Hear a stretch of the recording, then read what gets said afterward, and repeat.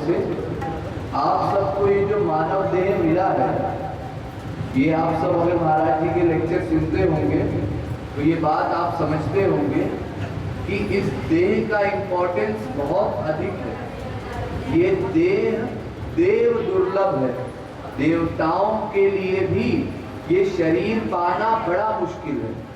और इस शरीर की विशेषता यही है कि इस शरीर से आप भगवत प्राप्ति कर सकते हैं, कर्म कर सकते हैं, भक्ति कर सकते हैं। और बाकी जितने शरीर हैं, जितने 84 लाख प्रकार के शरीर हैं, चाहे वो देवता हो, दानव हो, कोई पशु पक्षी हो, कोई शरीर हो, उन सबको कर्म करने का अधिकार नहीं है, भक्ति करने का अधिकार नहीं है। वो भक्ति केवल मनुष्य शरीर में ही की जाती है। इसलिए मनुष्य शरीर पा करके हमारा सबसे पहला धर्म यही है कि हम भगवान को पाने का प्रयत्न करें। वो प्रयत्न कैसे हो पाएगा?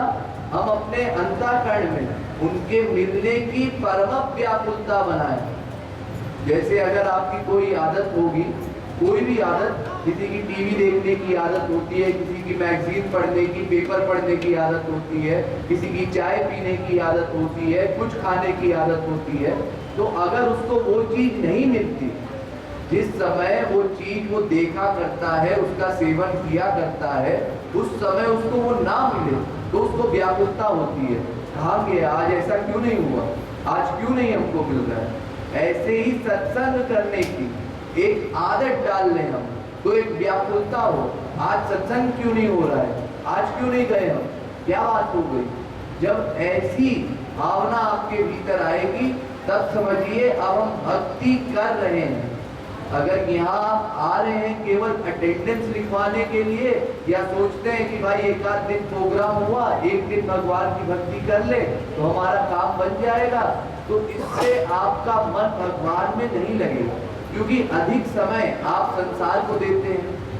तो जब इतना समय संसार को दिया तो मन स्वाभाविक संसार में भागेगा। अगर यहाँ आकर के कुछ देर हम भक्ति करेंगे, कुछ देर कीर्तन करेंगे, तब तो कोई बल हमारे पास है भी कि हमारा मन भगवान में अटका रहे। अगर उतना समय भी हम यहाँ नहीं दे पाते तो संसार में जा करके हमारी आसक्ति संसार में और बढ़ जाती है। और जब संसार में आसक्त हुए तो फिर उसके बाद 84 लाख के कष्ट और नर्क स्वर्ग के कष्ट फिर अपने आप चलते गए। और ये मानव शरीर तो बड़ा दुर्लभ है ही है, एक दिन में बहुत व्याख्या तो की नहीं जा सकती। संक्षेप में बस इतना समझ लीजिए कि ये मानव शरीर आपको कैसे मिला है। आप महाप्रलय काल में भगवान के महोदर में लीन थे, भगवान के भीतर आप सब तड़प रहे थे, भगवान से प्रार्थना कर रहे थे, याचना कर रहे थे कि हे प्रभु फिर से सृष्टि कीजिए और फिर से हमको मनुष्य शरीर प्रदान कीजिए। वो मनुष्य शरीर कैसे मिलता है? कबहु करि करुणा नर देहि देत ईश बिनु हेतु सुनेहि। कभी भगवान कृपा करके वो मनुष्य शरीर देते हैं। कोई जीव इस शरीर को कमा नहीं सकता। कोई चैलेंज करे भगवान को कि हमने इतने बढ़िया कर्म किए थे, इसकी वजह से आपको देना पड़ा। देना नहीं पड़ा, भगवान ने हम सब पर कृपा की कि तुम सब मनुष्य शरीर पालो, मनुष्य की बुद्धि हो जाए, वो ज्ञान हो जाए, जिससे तुम ये समझ पाओ तुम्हारे लिए क्या सही है क्या गलत है। फिर वो तत्व ज्ञान इकट्ठा करके फिर तुम अपना दिमाग मुझ में लगाओ।